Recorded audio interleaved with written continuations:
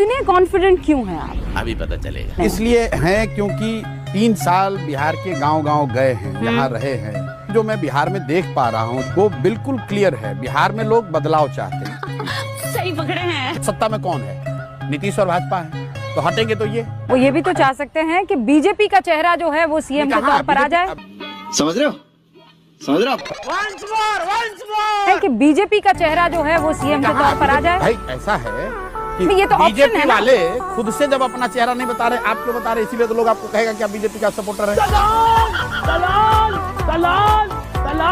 नहीं, मैं तो ऑप्शन दे रही हूँ आपको।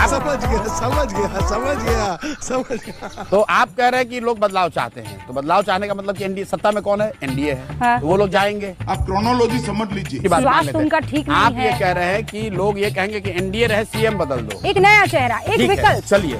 तो ये बात जदयू वाले तो नहीं कह रहे हैं।